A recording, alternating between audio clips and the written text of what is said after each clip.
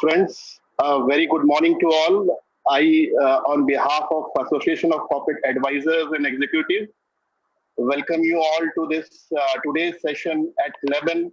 And friends, as you all know, the topic for today's session is based for professional challenge, and this session would be taken by none other than our past president and Deloitte India chairman, Sri P.R. Ramesh. And before we start our session, I would like to recognize the presence of our Central Council member, C. Ranjit Agarwal, and Sri Devashish Mitra is also here, I think. He has also joined.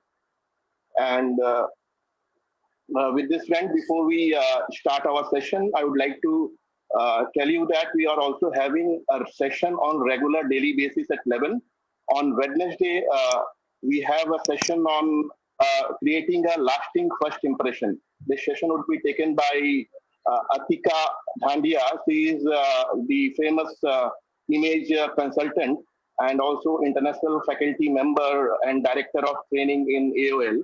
So friends, please do join us daily at 11. Now I would request straightforward to Tarun. Tarun, can you please introduce our speaker?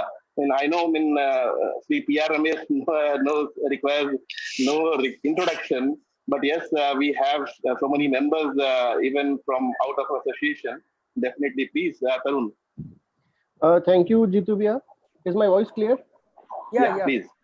Thank you, Jitu Bhaiya, and thank you, Team ACAE, for giving me this opportunity to introduce none other than our past president, Mr.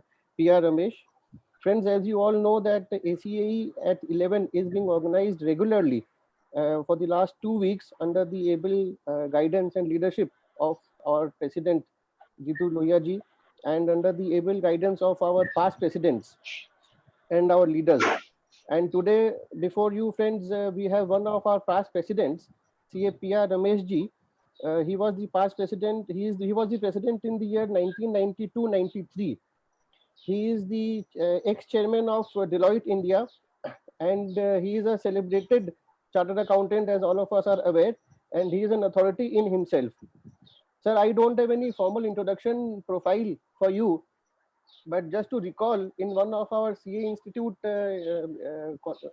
conferences, in the introduction session, the person who was introducing the speakers on the dais, he said that we have today Mr. A on the dais, Mr. B on the dais, Mr. C on the dais. But for you, sir, he said, and we have P.R. Ramesh on the dais. So all of us were little confused that why is he saying Mr. to everyone and only P.R. Ramesh to you. And then the introduction, the person who was introducing clarified that when we say Amitabh Bachchan, we just say Amitabh Bachchan. We don't say Mr. Amitabh Bachchan. So that said, I was recorded in my mind, and I thought to use this today. So friends, today we have the Amitabh Bachchan of our profession, Mr. P.R. Ramesh. Sir, we welcome you today to ACAE at 11, and we know that you have been participating, sir, for the last so many days in our sessions regularly. Sir, every word that you speak is taken by us very seriously, and we record it in our mind. And I remember that in one of our annual conferences, you had said that I am not forgetting the entire thing, but you had said EQ is higher than the combination of IQ, HQ, and some other things, sir. So all these which things I will tell you today. Okay, thank you, sir. So, sir, we request you to also, sir, please give us guidance, especially for SMEs and sir, small practitioners who are part of our association, that what we should do to survive and to sustain and to service our clients in these times, sir. With these humble words, sir, we request you to, sir, please take over and guide us more on this session, sir. Thank you, sir. Thank you, Tarun. Sir, please, over to you. Thank you. Thank you, Jitendra, I think, and Tarun, particularly for your very, very kind words. And it's really an emotional moment when one goes back in time. And you reminded me of 1992-93. It also reminded me of my age. And therefore, as how long back I was with ACAE. But still, I can say that ACAE is very close to my heart because, as many of you know, ACAE is the first platform in which I spoke. I had never done public speaking in my life. I had never addressed any group. ACA was the first organization to provide me with that opportunity in 1988 when Mahokaro came in a revised form. And GP Agarwal ji then requested me to speak, and I had never spoken before in my life. You can imagine the butterflies in my stomach at that time. And since then, it is ACA which has provided me a platform. And whatever I am today, a lot of it also credit to ACA and Calcutta in particular, where my professional roots in a way were shaped. It's a different matter that that professional route has, gone into a much larger, shall I say, institution in a way. But thank you very much for this opportunity. Happy Baisakhi to all of you. And I trust all of you are safe. I'm glad that ACA has chosen this topic. The topic being brace for professional challenges, the post-COVID. And there are three elements which has been listed out there. The first being impact of Corona on the profession. The second being the new normal for professionals. The third being preparedness for facing new challenges. I will certainly touch upon what it means for professional firms, what it will mean for professionals, including small and medium practitioners, particularly. The large also are going to be dramatically impacted. So before I delve into these three aspects on impact of Corona on the profession, the new normal for professionals, and the preparedness, I don't have a PowerPoint, so I'll continuously speak, and deliberately I didn't make a PowerPoint. We must go back to understanding where we are today and why is it we are. This Corona, as you all know, is a pandemic which is unique and has no precedence at all.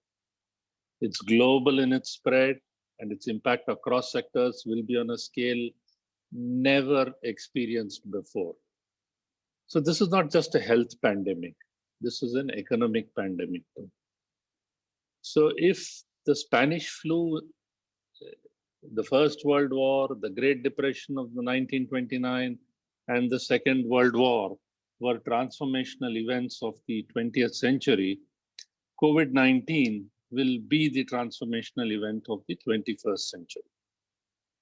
The events of the 20th century, which I just described, led to the creation of a number of global institutions like the United Nations and the emergence of superpowers, the permanent members of the UN Security Council, etc.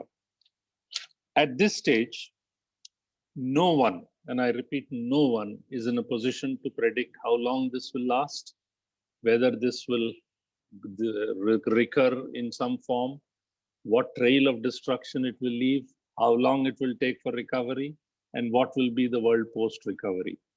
Any predictions by anyone at this stage will be just guesstimates, speculative, and any actions would be shooting in the dark, in my view. I'm no expert personally, and I'm not sure if anyone is, but will nevertheless join you all in this, in looking at this crystal ball and in a very structured manner. I believe the appropriate way of looking at this is to analyze the world, what I would call BC, DC, and AC, before Corona, during Corona, and after Corona. I don't think there's anybody in this call who disagrees with me that the world will not be the same again. Having said that, let's look at the world before Corona. It's the reason why I'm saying we need to go back to the world before Corona is when you have that world before Corona and you have an understanding as to where it was heading, and then you have this overlay of the result or impact of Corona, you somewhat get a reasonably good idea as to where the world will be post-Corona. As I said, nobody is an expert. This will be in some form of guesstimates, but let's understand the forces and let's prepare ourselves for those forces. And that's exactly what I want to take you all through. The world before Corona was a world which was already volatile, uncertain, complex, ambiguous, and interdependent. It was significantly volatile already. It was uncertain because of the pace at which the world was changing, and there were too many things happening around. Corona just added to it. The uncertainty was at its highest level. An increasingly complex world. Apart from the pace at which the change was happening, the complexity was enormous. And clearly a lot of ambiguity around what the future would hold. It was also a world which we are now experiencing already, which was interdependent. And when you're interdependent, the contagion is even more dramatic. So that was the world which was there before Corona. There was increasing complexity of business problems. As I said, businesses were, the nature of the business was so different. You didn't know what it was. There were new industries which are emerging, disruptions of existing businesses. You didn't know what certain businesses were. You didn't know whether Tesla, the car which produced by Tesla, was an automotive company, or was it a computer on wheels? Was it a technology company, or was it an automotive company? And then with the emergence of business models like Airbnb, Oyo, Ola, a whole host of other things, Uber, etc., newer business models came up, which was changing the shape of the world. And additionally, as you know, more particularly in India and including in the rest of the world, we had this growing number of millennials in the workforce. So that's the reality of the world definitely today. The millennials are the largest number in the workforce and will continue to be for some time. But there was one thing which was happening before, and we used to at one time talk about it as something which is the future, which was globalization. Just before Corona, we did see a shift in globalization, and all what India went through, the benefits of the offshoring which happened in India, the opening up of economies. There were only political boundaries, no economic boundaries. The world, when I said was interdependent, it was connected and global. But slowly, what was happening in the last 2-3 years was this global world, globalization was leading to a reverse globalization. There was a dismantling of globalization, increasing protectionism, and increasing localization. It had just begun. Countries started being concerned, and Donald Trump was the one who led it by saying America first. And then other countries he started reneging on trade agreements, reversing everything, putting up barriers, talking of walls, etc. So essentially, the world was shifting from a globalized world towards a localized world. I'm giving some macro pictures because it has its impact on all of us. But then the most important and the most dramatic development which was taking place was the impact of technology. And I'll talk a little bit on that, and because that is something which will continue and disrupt the world in a way. Alongside the impact of technology, in the last 2-3 years, the world was talking about the Industrial Revolution 4.0. That was expected to bring about a dramatic change in the world, and everything, every industry, every professional, it would leave a trail of disruption, not destruction, remember, disruption.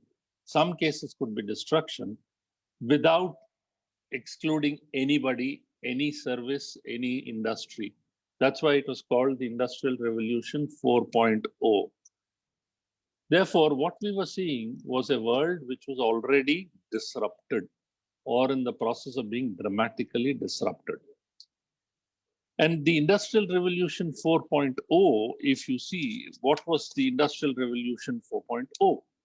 The Industrial Revolution 4.0, if you go back, if you go back in centuries, and some of these are defining moments, and that's why even Corona could be a defining moment. When the printing press first got invented, it changed the way people acquired knowledge. You suddenly started books being printed.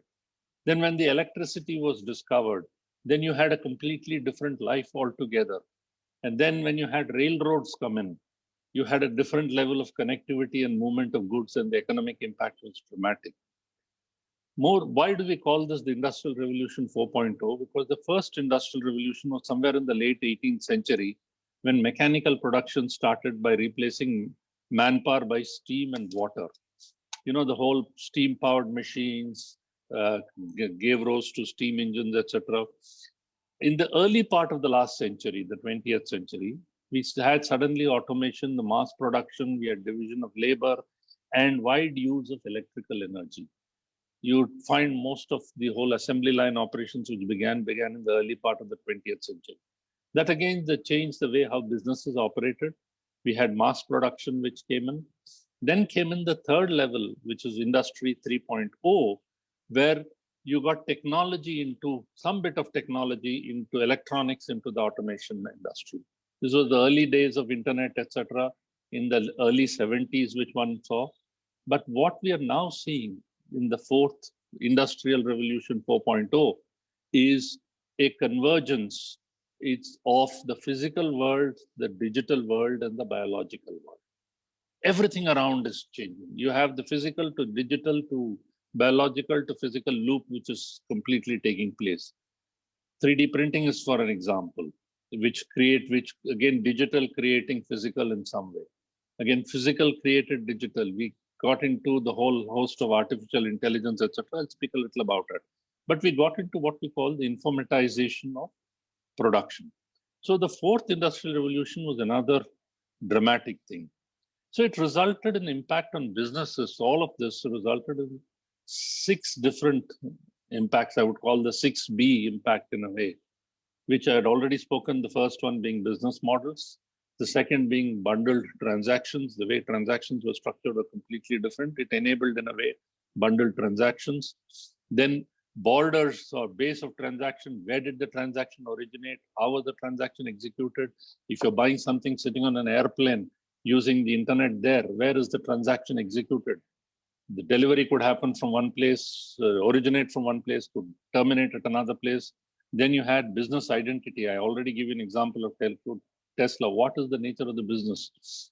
Then blurring of lines of who's the beneficiary, who's the beneficial owner. So the 6 B's which I spoke about.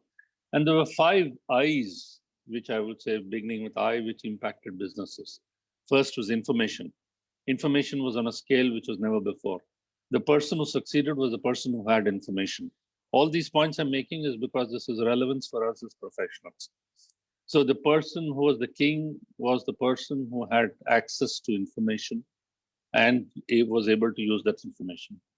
The second I is the interpretation, which came into analytics, data analytics, which we call. It's not just data, which is converting the data and information and interpreting it. The second I was interpretation. Those who could interpret it succeeded in businesses and professions because they were the most in demand. Saying we need those who can interpret, and analytics was what started emerging. Then the third was interface and integration. How do you integrate all of that information, the analytics or the interpretations into the businesses, integrate that. And the fourth was the understanding the interrelationships. It was no longer a silo. And the fifth was the intensity, the speed, the magnitude which one could handle.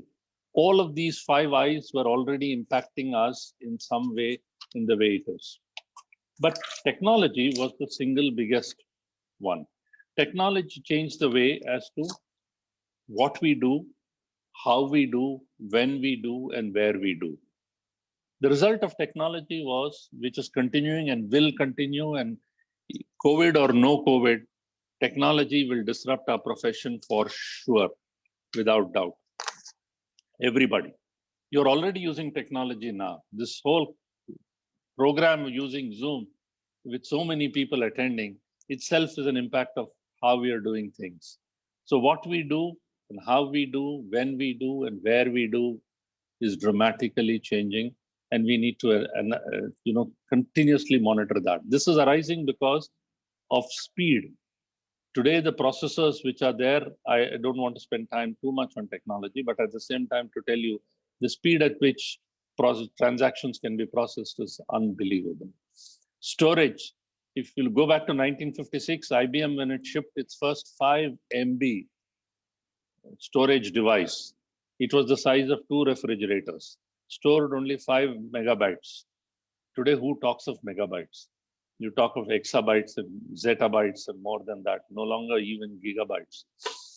That is the level of storage today. You have smaller and smaller devices capable of storing much more. So the mobile phone which you and I carry today can store what in the 1970s I would see in a huge building an IBM 1401 would store and process. And then third is connectivity. The way we are connected, the power of the bandwidth and what it can achieve, again, will shape all of us, including in our professions.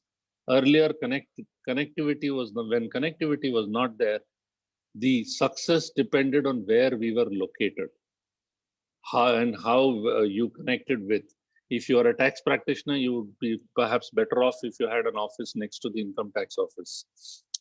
Similarly, if you're in the knowledge field, you are better off if you're closer to the library. That is irrelevant today in terms of a connected world. Then you have now the Internet of Things, the Internet of Wearables, you have artificial intelligence, your artificial general intelligence, super intelligence, which has completely different levels. Big data I spoke about, robotics, process automation, robotics and robotics process automation. These whole host of things itself are sufficient to disrupt us. So if this was the world before Corona, it was already heading towards a transformational world. In came Corona. What did Corona do? What was this? First, I can mean any order. You're all seeing this. It's no, shall I say, rocket science here. We're seeing closure of borders to people. Suddenly we are finding all countries' borders being closed, including our own. Cross-border economic activity has come to a near standstill. So again, not just borders closing for people, but also for economic activity. International flights and other means of transportation completely closed. Further, the regional country forums which were there, whether it's the Economic Union or the SAARC, all have become dysfunctional because everybody is saying, protect myself, India first or America first or whatever it is. Credibility of global institutions is at a new low and proving very ineffective. World Health Organization, nobody is listening to World Health Organization because they believe now the World Health Organization is more tilting towards China and therefore not, Americans don't like to listen to WHO. Same with the OPEC, the oil and petroleum exporting countries. Economic structure, stimuluses are being provided by different countries at different levels, but there's a deep realization that this is World War III against an enemy which is hidden and lethal. And this is really a World War III with virtually no country being exempt in some way. Additionally, there are rumblings of animosity towards China, which has its own implication as far as we are concerned. Closer home, in India, we have a lockdown, which is likely to be extended. We may have faced additional lockdowns, God knows what it is. As I said, nobody is an expert, nobody can predict. Migrant labor issue is a big issue for us, given the nature of what it is. That will change mindsets. People will say, do I need to go elsewhere and look for work? Or should I stay where I am? It poses additional challenges. It will pose opportunities too, in a way. It poses challenges because all those businesses which had migrant labor will be impacted deeply because they are not going to come back. In some way, this is like a replay of demonetization.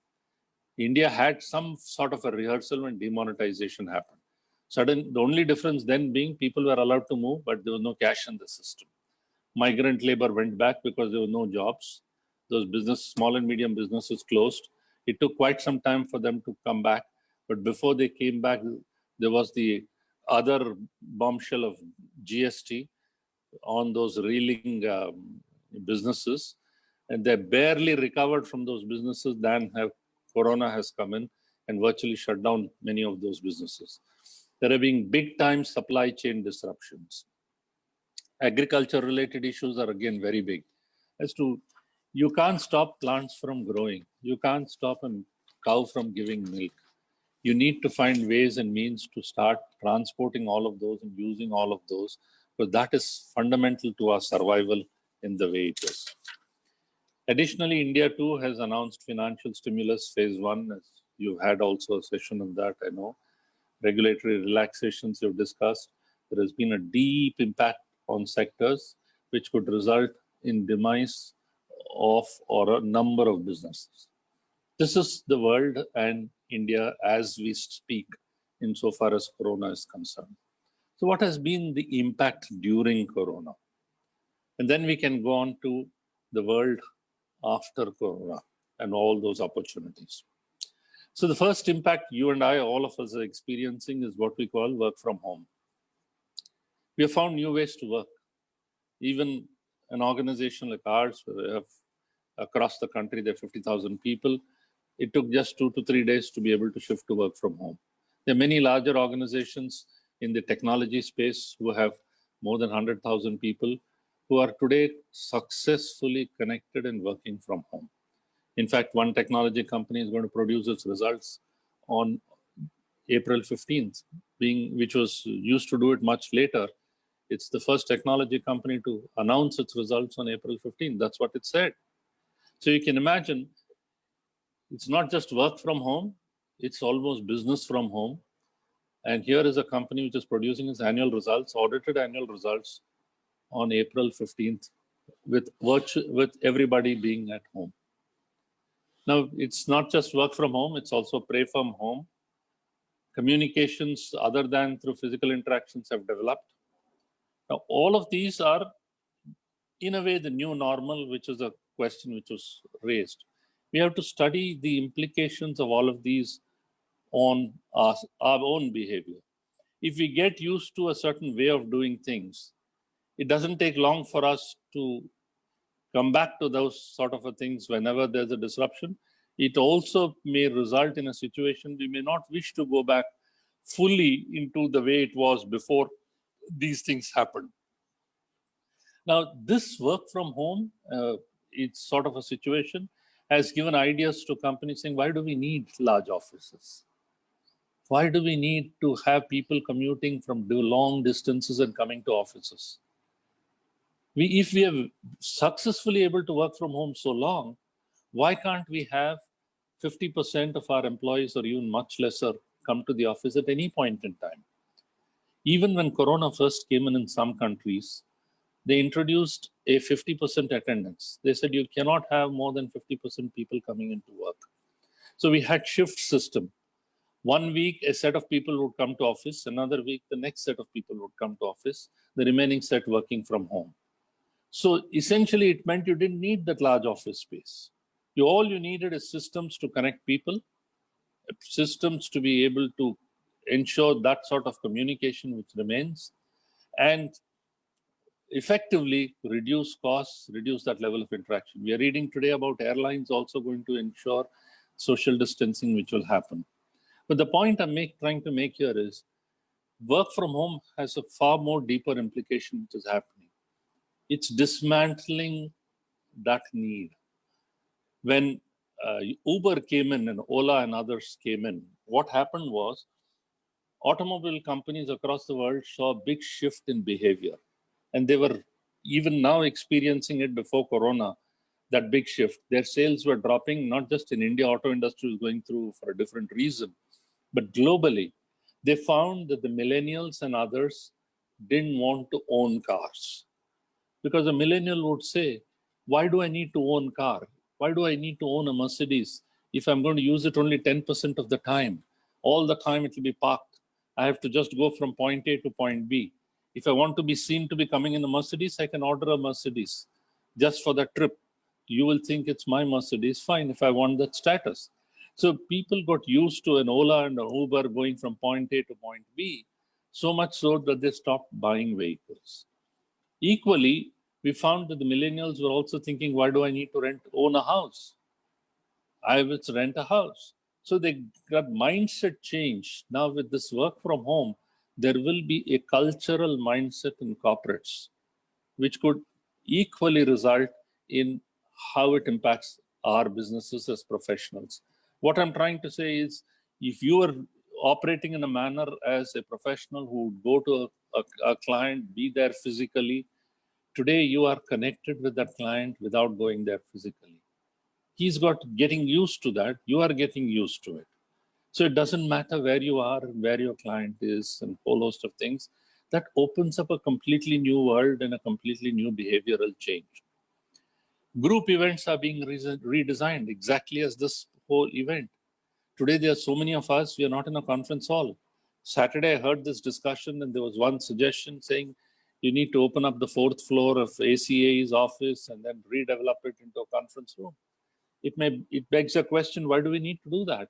If you're going to have large number of people connected like this and successfully have an event, why do you need to invest in something and create a infrastructure which you may not use, which infrastructure would have made sense some time ago? I'm just throwing up an illustration, not necessarily concluding on that, but I'm just saying off. And then we are also seeing, arising out of this work from home, there are being significant layoffs, apart from the economy being impacted. Layoffs and unemployment will happen. There will be certain jobs and services which will not be required because of the way organizations are going to respond.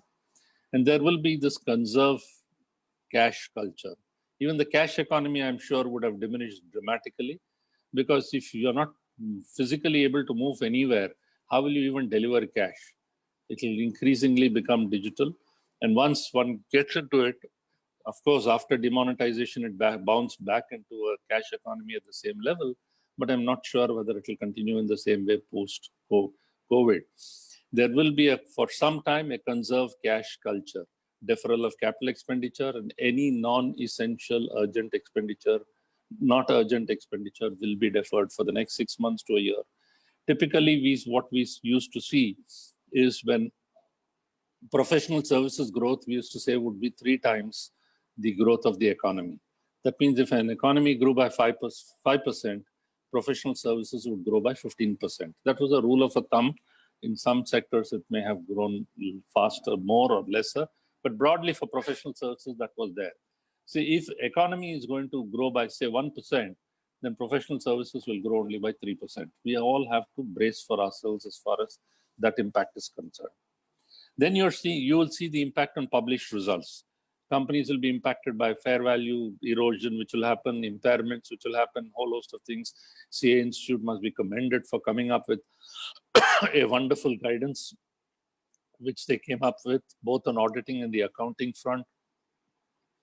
Increasingly, as a result of what this lockdown for the last 1 month and more, we all have become technologically dependent and technologically literate, which is a very good sign.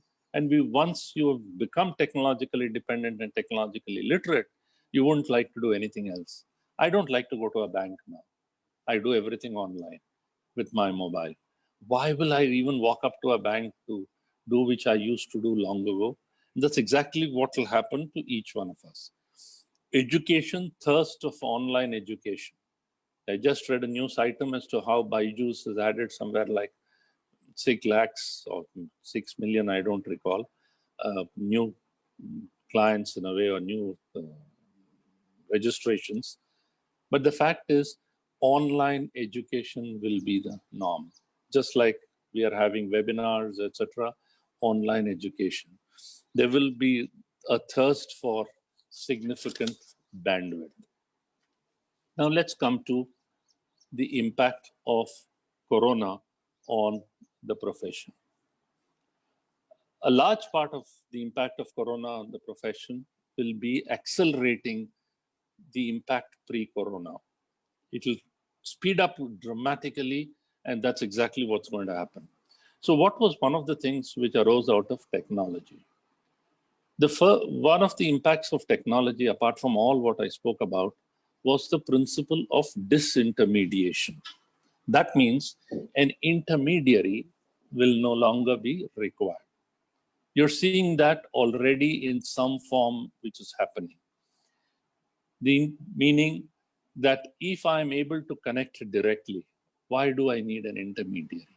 If I can file my returns directly, why do I need a tax advisor in between to prepare my returns? It was all right in the good old times where somebody had to prepare a return, fill up that form manually, stand in a queue in the income tax office, submit that return, get the acknowledgement, get it back. Those are long gone days.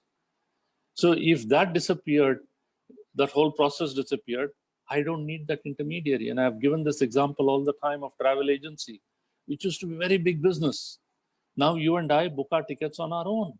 We use our mobiles, we use makemytrip.com or whatever it is, yatra.com. and make the bookings, the intermediary who got commission disappeared. So we need to ask ourselves, are we intermediaries? I've said this publicly. A pujari is an intermediary between you and God. Why do you need a pujari? Now the main temples are all closed. Tirupati Balaji temple closed, Mahalakshmi closed, Siddhivinayak closed, everything closed. So are you more far away from God anywhere? No. You're still trying to connect to God. So why do you need that pujari? You may ask that fundamental question. If you get used to not going to the temple, otherwise you are so much into the norm. Oh, every Saturday I have to do this, I have to go to Hanuman Mandir, this day, Tuesday to Ganesh Mandir, whole host of things, whatever norms you had. If that is broken and you get used to saying you're still getting the same feeling of being connected to God, why do you need that intermediary? That disintermediation it'll only get accelerated post-corona. We will be in a fool's paradise if we think life will go back to the past. The next one is, I've said this again before publicly, Uberization of the profession. When Uber came in and disrupted the yellow-black taxis, otherwise we had to go, and Calcutta is the only place where you had no refusal, please, written on the taxis. I used to be amazed.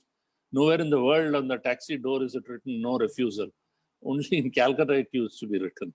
Even now I'm sure it is written. And that is because you had to go to the taxi, the yellow-black taxi. If let us say you are in Park Circus and you wanted to go to Howrah, that man will say he wants to go to Baliganj. So he will refuse. So you are at the mercy of the taxi driver. Today with an Uber and Ola, it comes where you want it. You decide how you pay. You decide which type of vehicle you want. You determine the quality of service. Everything is your control. Same thing will happen, Uberization of the profession. Imagine if somebody were to connect the client and you. If the client were to determine, I will choose whom I want, where I want, when I want, at what price I want, how relevant are brands.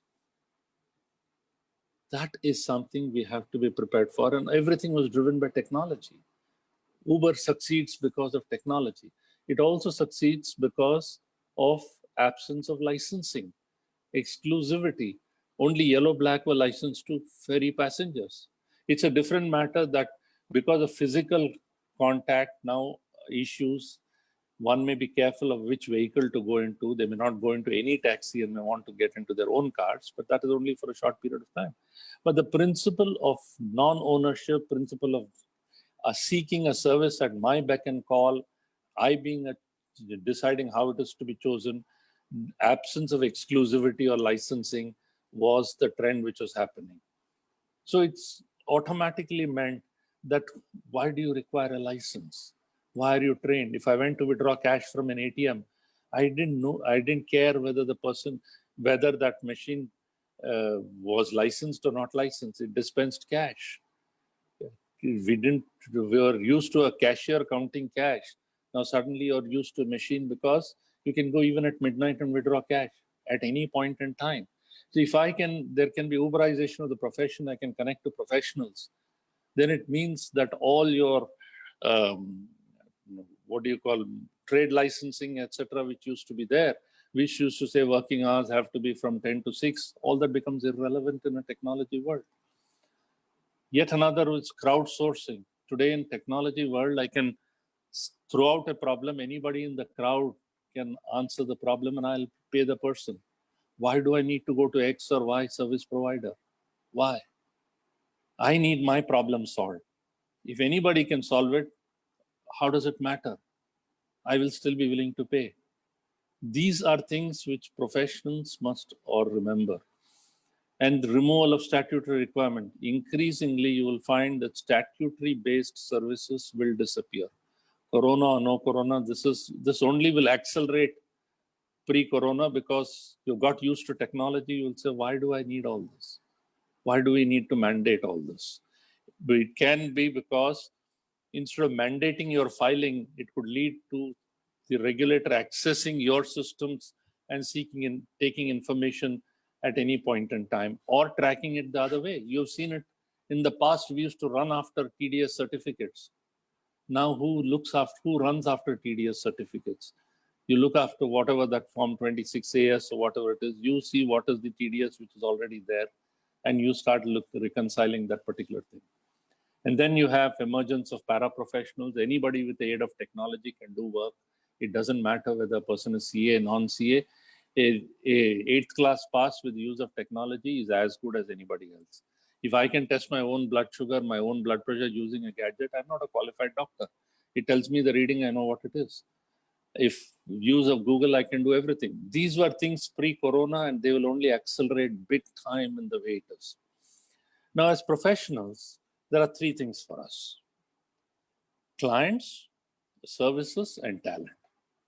We serve our clients, and we serve our clients by delivering the services they want, and we deliver the services they want using our resources, which are our people having the knowledge. That's broadly the nature of our business.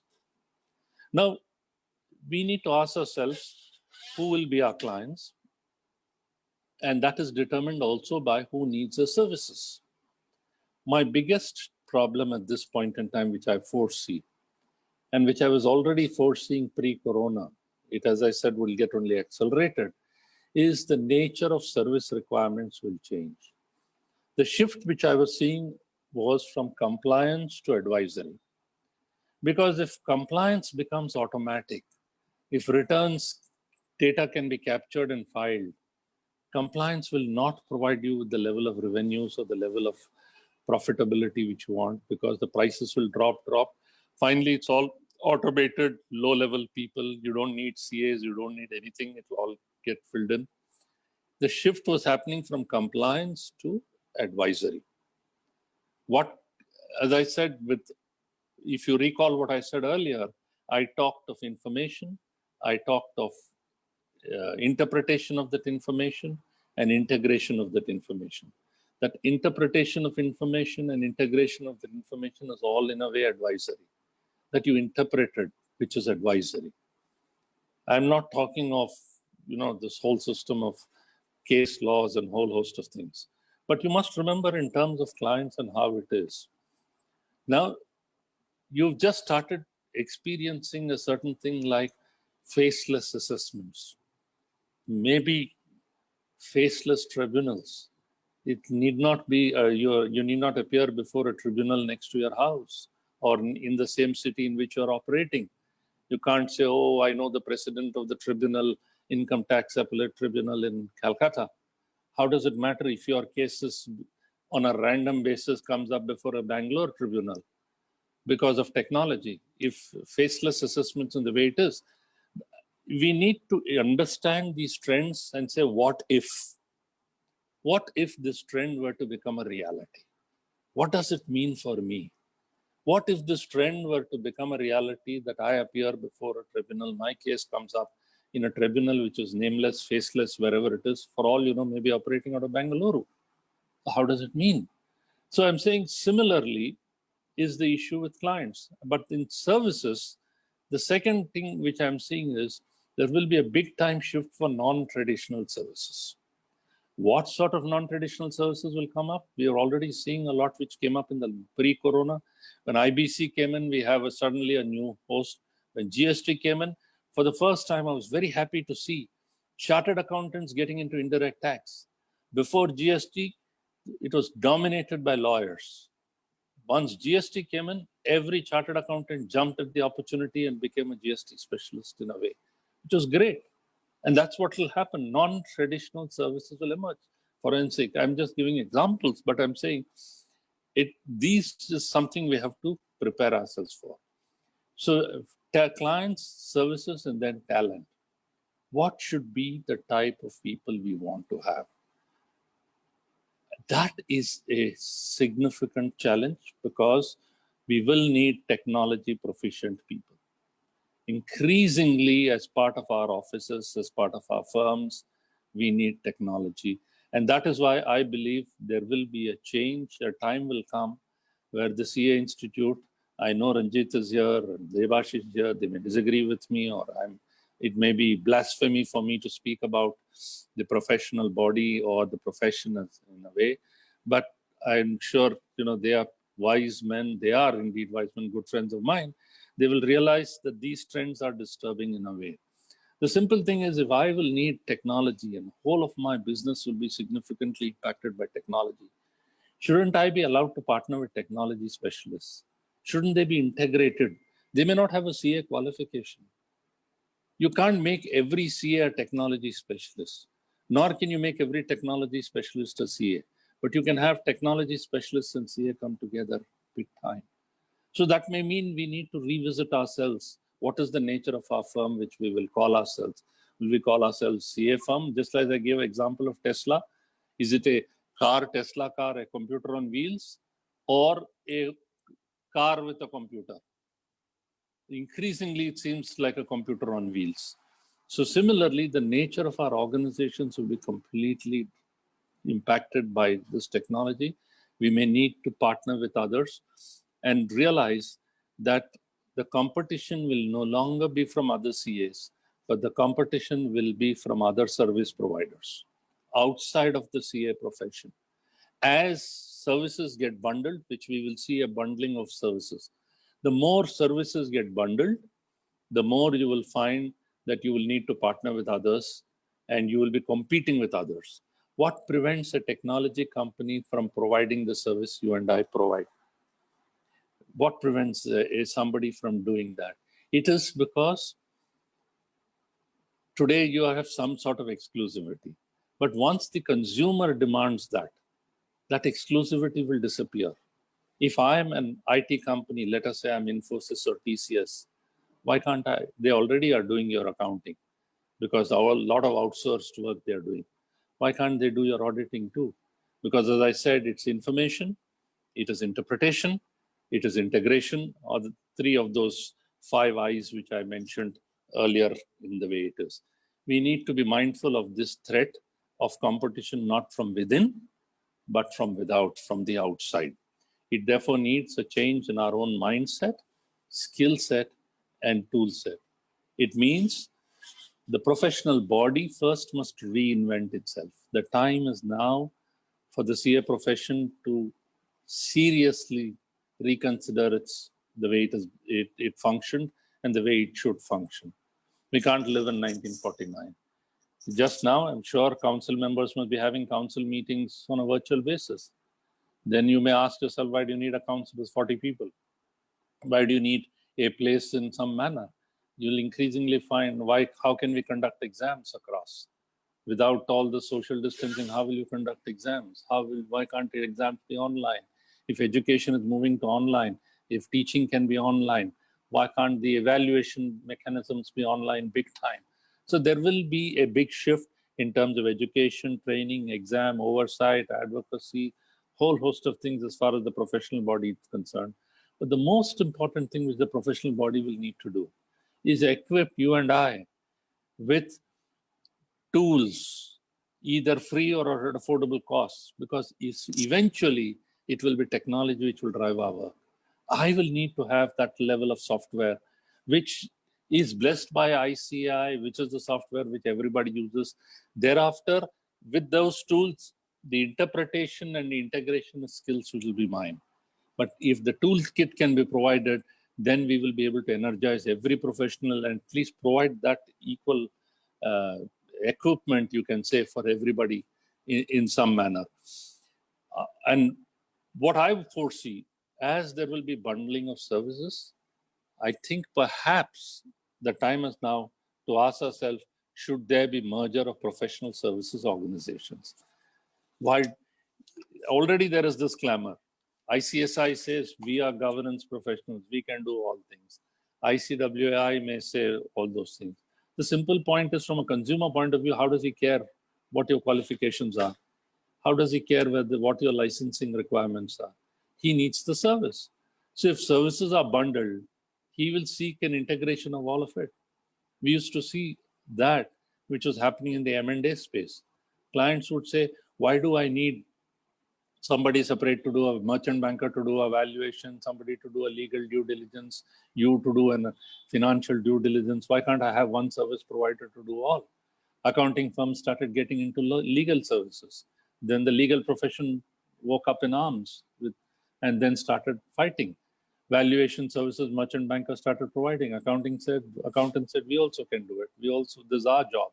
So all I'm saying is this will mean an integration of professional services, and maybe a time has come that we need one professional services body. We need ourselves to be a combined professional services, because what may be needed may not be what we are licensed for. What may be needed may not be what we are trained for. I would rather have partnership with professionals who are trained in those areas, who together with what I have will be able to deliver something to our clients. Now, lastly, before I get on to the questions, the key questions is what should professionals do? And here is, first of all, first thing I would say, each one of us, big, small, doesn't matter. Ask yourself, analyze what were those elements which contributed to your success till date. Why are you today successful? Is it because you're successful because of the fact that there is a law which is enabling, which requires your services, that you are required as an intermediary to provide those services? What if that law is not there? Is it that you are in the right geography and therefore everything is fine, you are able to get a lot of work there? What if the geography is not there? Is it because you have a set of dedicated clients, and tomorrow if those clients are not there because of the impact of Corona, what happens to you? Ask you, or is it based on a certain set of people you have with you? Because of those people, clients would come to you. What if those people are not there with you? Ask those questions. Why am I successful? What if those elements which contributed to your success will no longer be there in future? This is an analysis which each one of us must do. And then say, what then if all this is not there? The second is a message which Tom Friedman, the author of the book, The World is Flat, he had given. He had been asked a question, what should one do in a world which is being disrupted by technology? Now, technology or no technology, even a world which is disrupted by Corona, the same 5 messages which he gave become very valid. What did he say first? First, he said, think like an immigrant.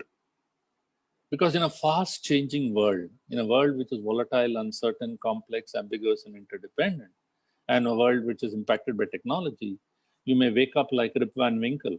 Rip Van Winkle woke up, in the books which we read in our childhood.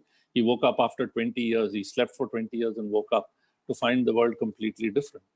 We are going to wake up after a few hours, a few days to find the world completely different. And that's exactly what it is. So he said, think like an immigrant.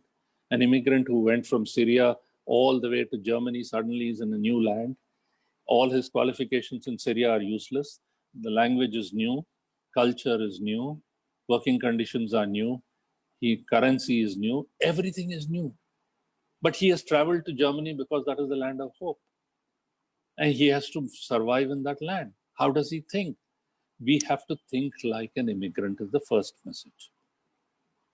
The second message, he said, is think like an artisan. Now, if work gets impacted by technology and it can be automated, you will be the last to be disrupted if there is a personal touch. Oh, I want Mr. Debashish Mitra only because he provides a personal touch. Maybe those clients will not go away because there is a Debashish Mitra there. I'm using an illustration. Debashish will be very happy that I used his name, of course. But I'm just saying that if you have that, like artisan, if that is shaped, if that is a music composed by somebody, you'll still be happy, as opposed to a music which is composed by a computer. For some time, after some time, even that will go away. You'll be happy. You can't differentiate between a music composed by a computer and an artisan. And that is think like an artisan, he says. So long as you need to say, why is the client coming to me? Why? Is it because my father served him, my grandfather served him? Is it because of firm name? Or is it because I have my personal touch? If it is because of my personal touch, there is more likely he will not leave you overnight. But if he's coming to you because you are close by, it doesn't matter in future in technology. Distance doesn't matter. If somebody can provide you the same quality or better quality, you will drop. Just like how we change our mobile phones or airlines, he will also change and go. The third point, which Tom Friedman mentioned, was be in beta mode. You will never be in a finished mode. It's always in a test mode, which you will. But the fourth was the most important. I modified it to some extent. He said, in a world which is so fast changing, nobody knows what the future will be.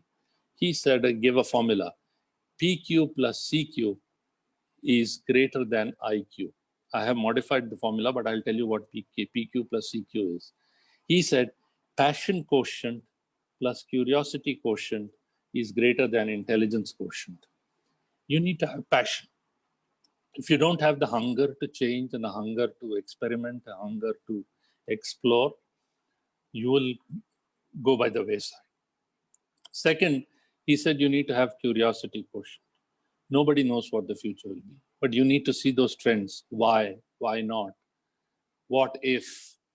Those are the questions you need to keep asking yourself. And said, so we need people who are curious, and it's only the curious who will adapt themselves, who will change.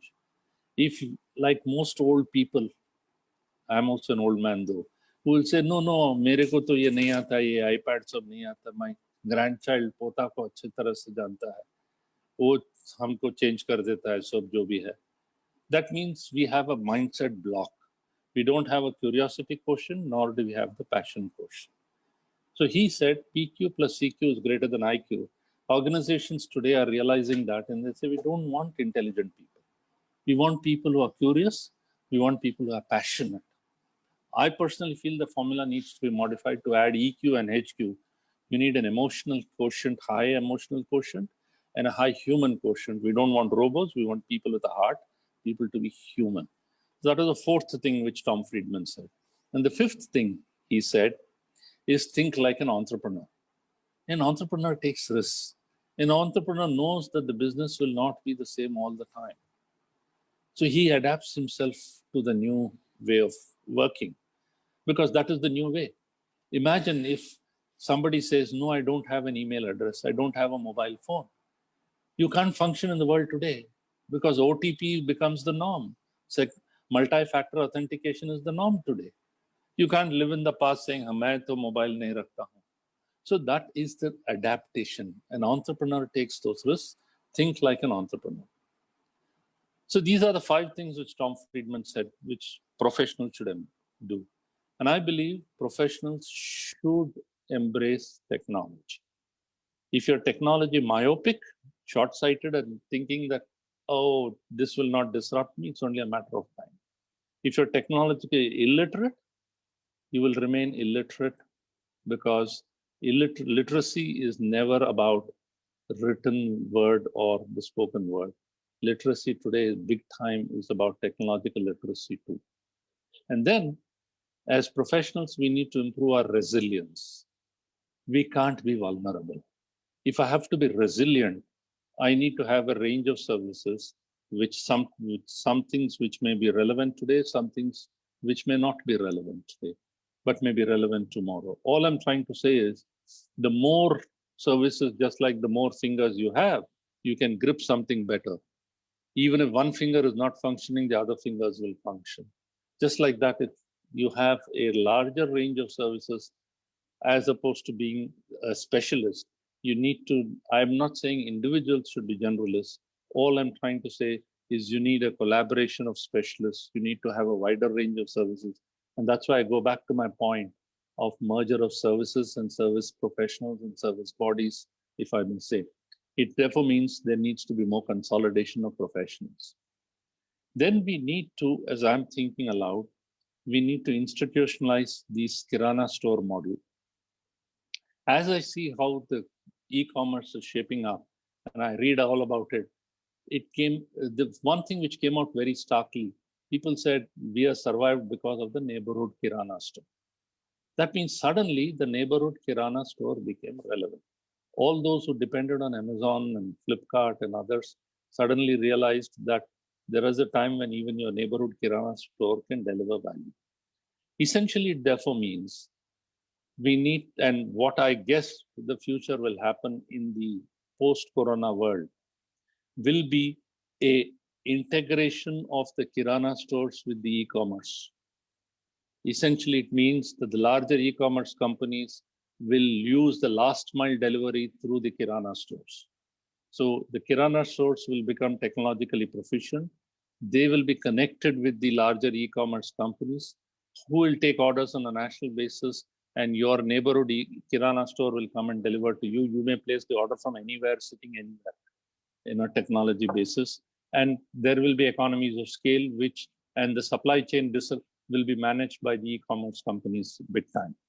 So we need to, in our professional, start thinking in our CA profession or whatever combined professions which we may have, is how can we have an ecosystem where instead of letting loose and saying you fend for yourself, and then everybody is trying to say I need professional work, ICI needs to deliver work for me, create an ecosystem where there is mutual interdependence, where the larger provide work to the smaller in some way. The last mile delivery happens where you are closer to a client, connected in some way, or maybe it's your client because of your familiarity with the client, but then it's part of a larger ecosystem. This is just a thought. But most importantly, I think all of us as professionals, we must reduce our dependence on a quota-driven professional work. Get away from this quota system of saying, I need this from a panel. Those will disappear. Consumer choice will become irrelevant, not a quota-driven system. And increasingly, if that is in the commercial world, that will be in the professional world. We need to have continuous learning, enhance our knowledge. You need to conserve cash. And lastly, you can have all the knowledge in the world, you can have all the wealth in the world, but without health, nothing matters. You need to focus on health too. So I've just thrown up a lot of things, and I'd be happy to take questions, and through the question answer maybe some things. I know I've taken a long time, but thank you very much for your very, very patient hearing. Over to thank you. Jitendra. Yeah. Thank you, Ramesh. I would say just simply, sir, you have said, or rather you have brought before us our fears, deep imbibed fears actually, that what if our regular services are disrupted?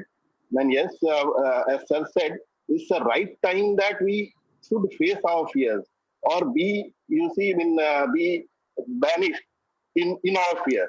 So before this corona, when the faceless scrutiny was brought in by the Finance Act, we were just wondering, or rather we were just discussing, that how this faceless scrutiny will happen. Then there's a loads of documents and all. But I think right now, after this, very few or other might have questioned that this will not work. And in fact, we think that this will work and this will be the way forward.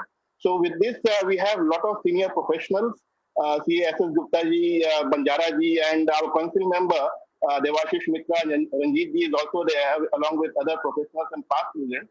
So please, you may put a question or a remark. Just raise your hand or put in a chat box so that we can unmute you and make this session interactive before we close. And remember, I'm also on a learning mode, so I'd be happy to hear views and thoughts. Yeah. Despite my advanced age, I'm on a learning mode still. Banjara ji, No, all well taken. What Ramesh Saab says is really eye-opening. Integration of services and bundling of services. The one thing I want to understand, this specific specialist services, these clients need confidentiality and trust factor. In our country, you know, whether it is corporate law or it is income tax, they need, you know. So ये जो trust is imbibed for 20 years, 30 years, 40 years. How do you bundle, or I think, Jinesh, let me interrupt you here. Trust factor, we are overplaying a trust factor. We used to, whether in devices, we had a trusted banker, we had a trusted service provider, we had trusted everything. But increasingly, what has happened in an automated world, we have got used to even dealing with a machine. You are dealing with a call center, you are not dealing with a person whom you know. You will get used to, clients will drop you if they believe that they are not getting what they want, irrespective of trust. They will get, because trust will, shall I say, element will be inherent in the controls which technology will bring in. Ranjit ji, please. Thank you, sir. Very thought-provoking talk. And as far as this bundling or integration of the professional service you have rightly mentioned, sir, you might be aware we have Regulation 53A and B of the Chartered Accountant Act 1988. And that already we have mentioned that the ICI can tie up with the 7 kind of professionals. But the problem is since 1988 to 2020, we are not in a position to take all 7 professionals on board because they are not agreeing on this kind of partnership. So how to, since the time is coming a very ripe, how to deal with this situation? So how these 7 professionals can come together if the acts are not amended of their part also? Ranjit, you are so right. But unfortunately, what happens is the other professional bodies say that ICI is not agreeing. ICI says our training is superior, our this is superior, we are this. I think a time will come when the government will have to step in and say merge all these professions. Sir, One single qualification. Devasis sir is also here. As far as my knowledge is concerned, Institute has approached them in last many occasions, but they have not agreed. The institute has to approach the government. First of all, Mr. Ramesh, excellent deliberation as usual. You see, really, it's always a learning experience listening to you. Ranjit is right. We have been thinking about, number one, a multidisciplinary partnership, whether we should have it. We are having a group, and the group, by the way, Mr. Ramesh is meeting this evening at 3 o'clock to find out how we can go ahead with this multidisciplinary partnership. But we do have these roadblocks in the sense that other institutes, they would not be very much agreeable. For example, I'll tell you, Companies Act. I have heard you with a lot of interest. It says that if you are going to be an audit firm, multidisciplinary partnership audit firm, 50% or more of the audit firm of the partners must be chartered accountants, and further the signing partner has to be a chartered accountant.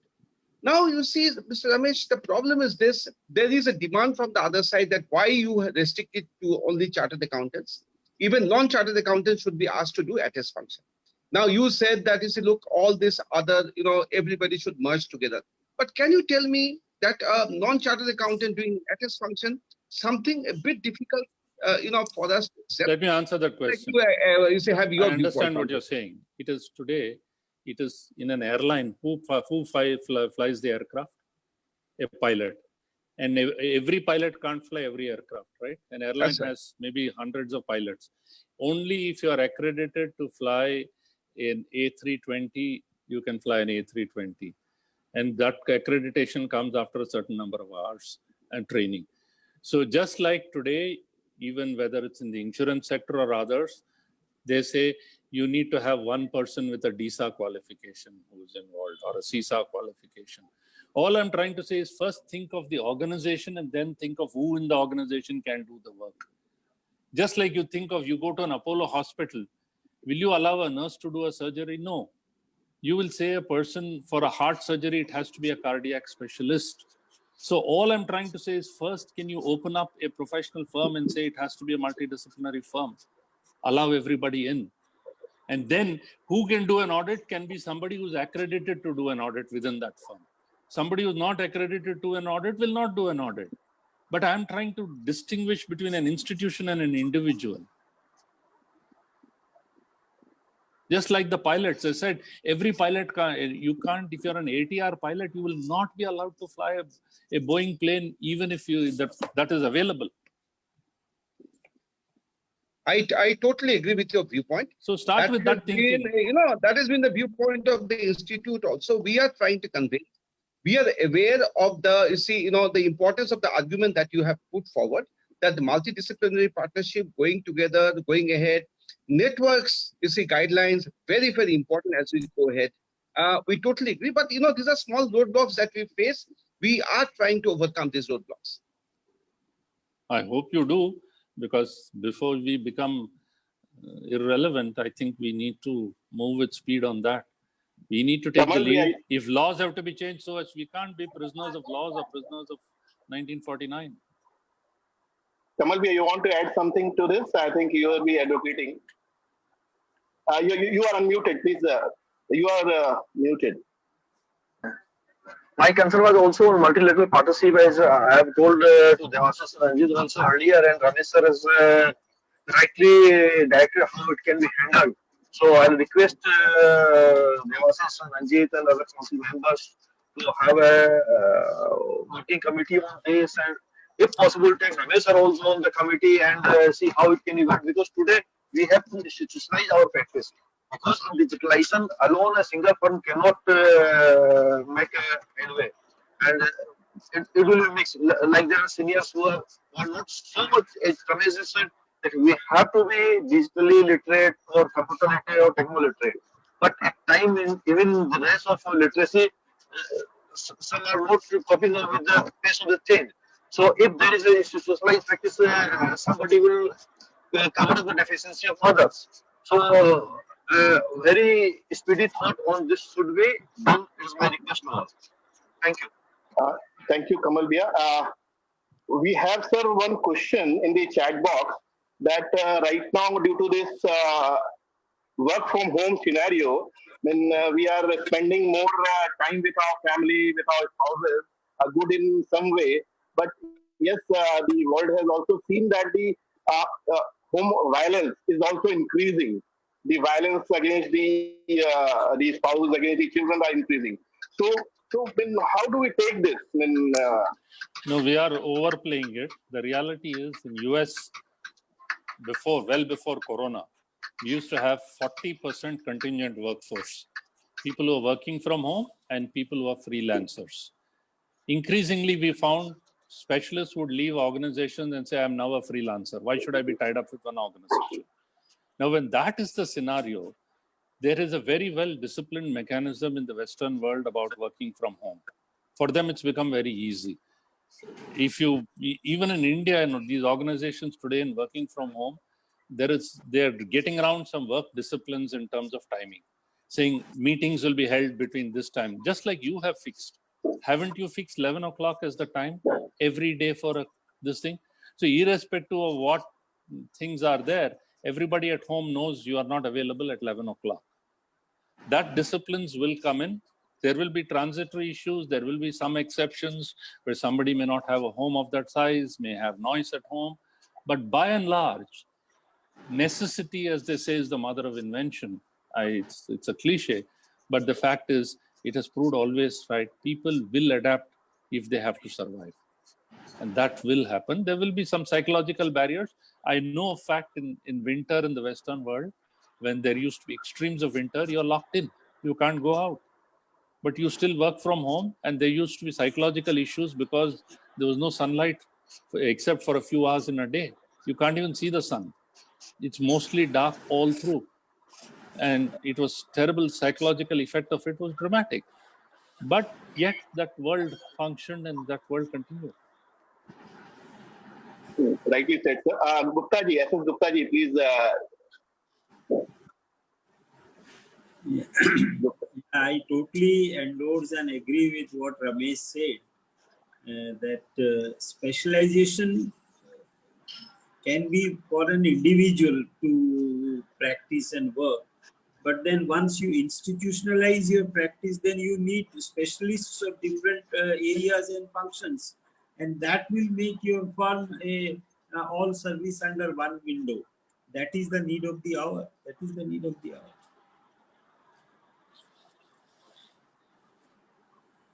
Thank you. Sir, we have one more question in the chat box from Roshan. That as Sure. sir, you said that local kirana walas may take the help of big e-commerce company. Can this also apply wherein the small professional may taking the help of big fours so Sure. that they can? How this could happen in this is future?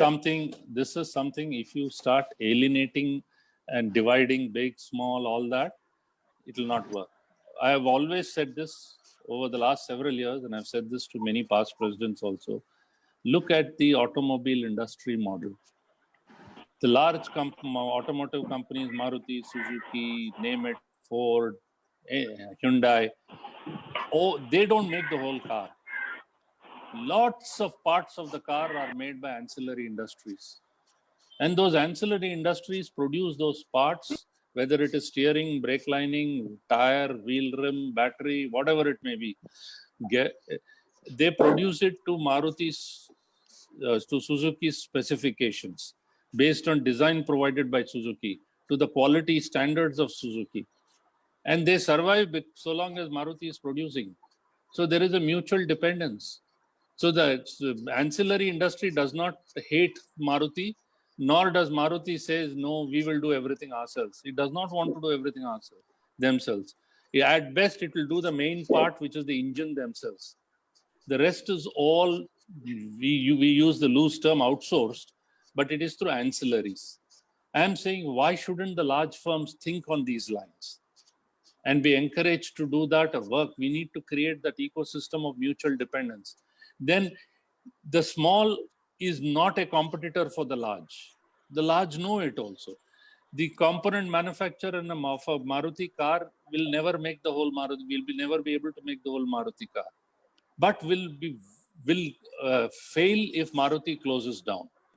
And therefore, there is a success, there is an ecosystem which enables both to function to the standards of Maruti. So the small firm will have, ancillary will have to produce or have its production systems of a standard which meets Japan international standards. And that's how it's been functioning in the automotive world. Why can't it function in a professional world? Why can't pieces of the work where many of you are experts in your own do those bits?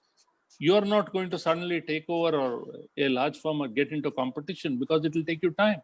Any large firm has been in business for 100 years. So it will take time, even if you want to, or you may not want to. That's exactly the Kirana store model I said. A Kirana store may not want to become a shopper's stop. He may be happy if so long as he continuously gets that supply of orders.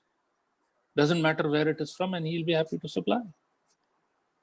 We need that ecosystem, and we need the professional body also to work towards how can we enable this. Yeah, very true. We have Ketan Satnalia ji. Ketan, please, you are unmuted right now.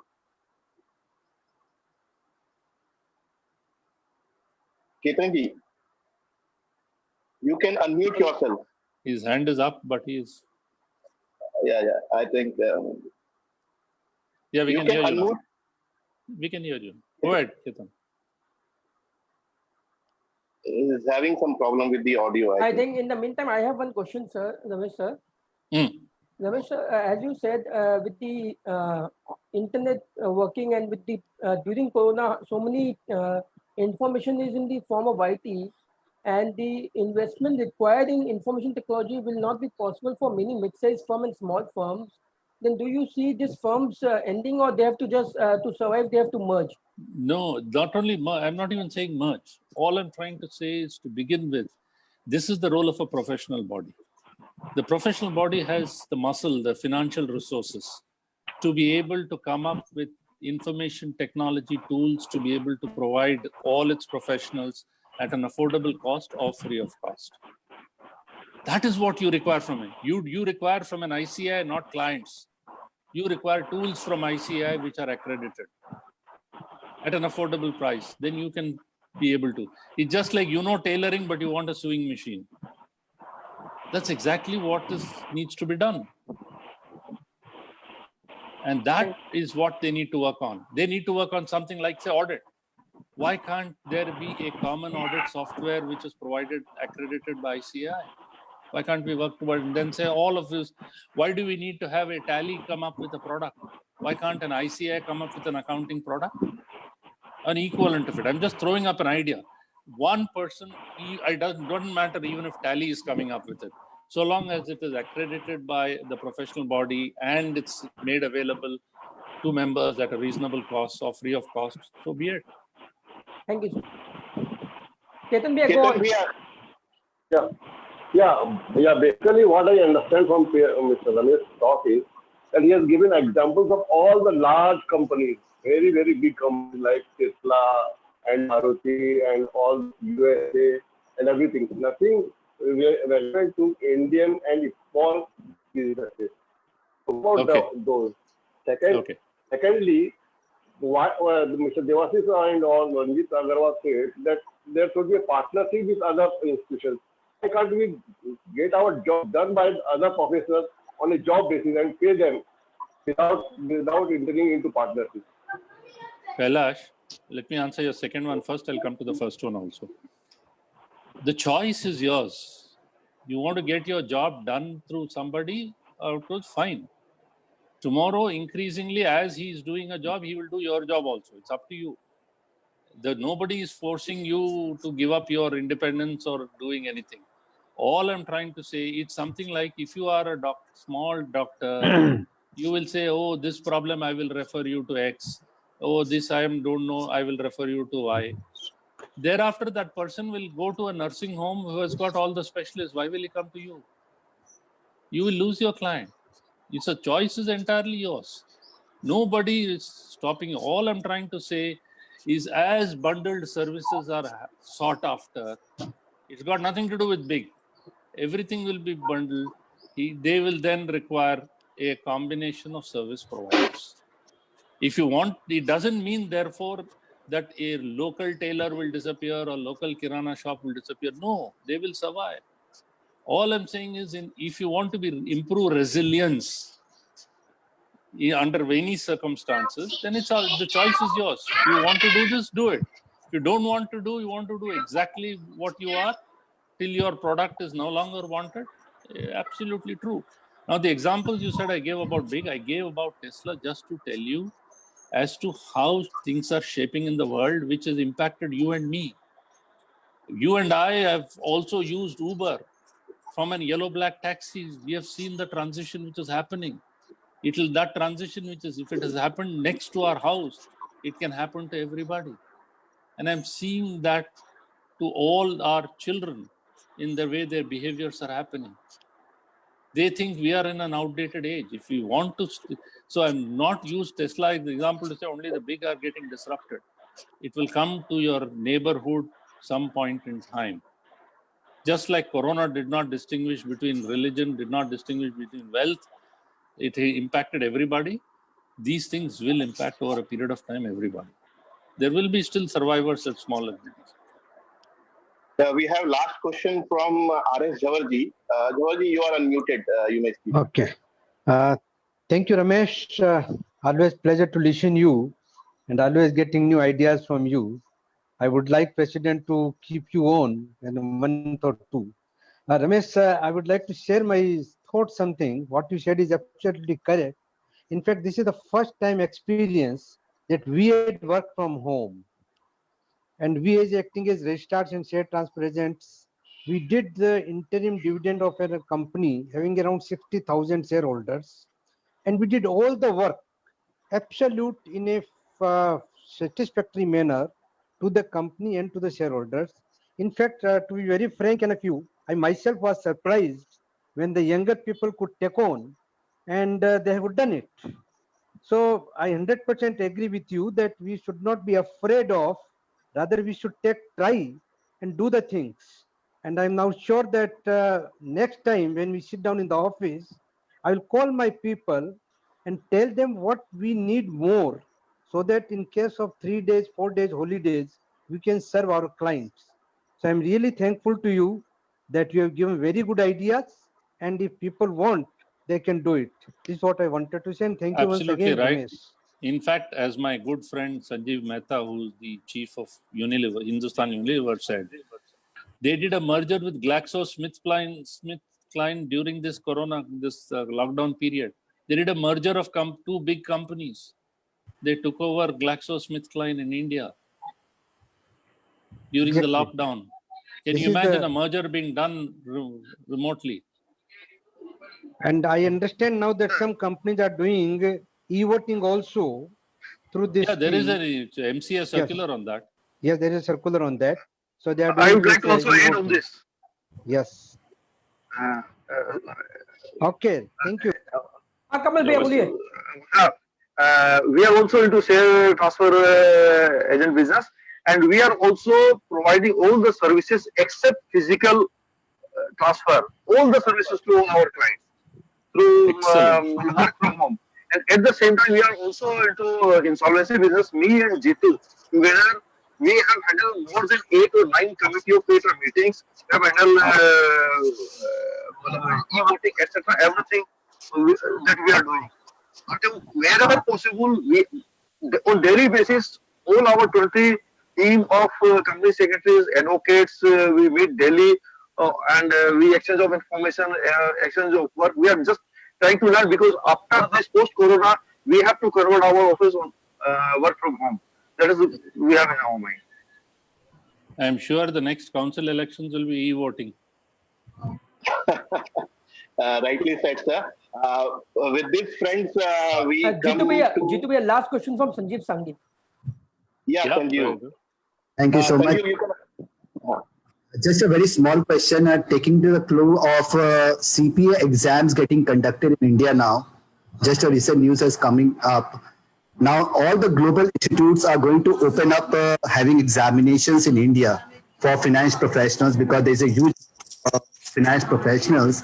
So do you think or do you feel that there is an opportunity or a huge opportunity for the entire world to get the accounting done from Indian professionals? Oh, without doubt, without doubt. In fact, I met, before this corona closure, I ran into a very senior partner from one of the large firms who's no longer with the large firm. He came with an idea. He says there are hundreds of small CA firms, small professional firms in US who may not have the bandwidth to do accounting for their clients. And he said, if we have their tie-up, we can do all the accounting in India, which has already been done in the others. He said, this is something which he was planning to set up so that he has maybe 1,000 firms or 2,000 firms who tie up with 2,000 firms in the US, who in turn will bring their clients and their accounting being done in India. I mean, all you need to do is, this is not new, this has already been done before, it's being done, but it may go on a scale. As you know, many other bodies like the Chartered Institute of Management Accountants, CIMA, has I think 6 lakh members globally with a large part of membership from India and Sri Lanka. So increasingly you'll have global qualifications for Indians, and more so with online education, etc. It doesn't matter where you are. You can acquire the qualification and then serve those markets from India, which is what Thomas Friedman said when the world is flat. What will change, and sorry to take this a little more time, is whilst I said that there has been a reverse globalization, that will, or America first, India first, all that, that will be more because people don't want supply chain disruptions, and that can happen a large part in the physical world, where where a component has to be made from China, exported to India, and fit into an Indian equipment, and then that equipment is sold. But that doesn't so much apply to services, because services are less likely to be disrupted, given a technology the way it is. So since accounting, so long as it's technology driven and remote, which is already all IT companies are doing, that's why I said when competition is not from within but from without. You think an Infosys and TCS and others don't do payables management, receivables management, etc. for their clients? They do that accounting of accounts payable. It only extends its, and many others. They can even do financial statements if they want to. We can also, small and medium, all of us can. The big will go to the big. The small and medium will come to the small and medium in India. Why not? Thank you, sir. Friends, with this, we come to end of our today's wonderful session. I would like to just end on a note that last decade or 10 years, we have been holding a seminar, conferences, and what so all. And in every conference, we used to keep a topic like change or brace for the change or the life effect. But today, what we understand is this is the best time or the right time that we change. Otherwise, we will not have any option. I mean, currently, what we see is there is no option. otherwise to change yourself, change the way we do our profession. With this, sir, thanks a lot for consenting to address your own audience, I would say. And I would request our Joint Secretary, Anup Kumar Banka, to kindly offer a formal vote of thanks. And please, Anupji. Thank you. Thank you. Very good afternoon, friends. This is an honor and privilege to extend vote of thanks on this event. Today, I take this opportunity to put all my gratitude in the form of words. And we all are really grateful to the speaker of the day, Mr. P.R. Ramesh, sir, for his excellent and wonderful deliberation, sir. And you have rightly pointed out that the necessity is the mother of invention. But the other way, when the children ask difficult questions, invention becomes the necessity of mothers, I think. And you have really shared your valuable guidance and information. Thank you, sir, for your word of wisdom. I thank all the participants for joining this event. Thank you. Thank you once again. So can we have a round of applause? Thank you. Thank you, friends. Please do join us daily at 11 a.m. We are having a daily session. On Wednesday, we are having a very good session. Groom yourself. So please be connected to ACAE.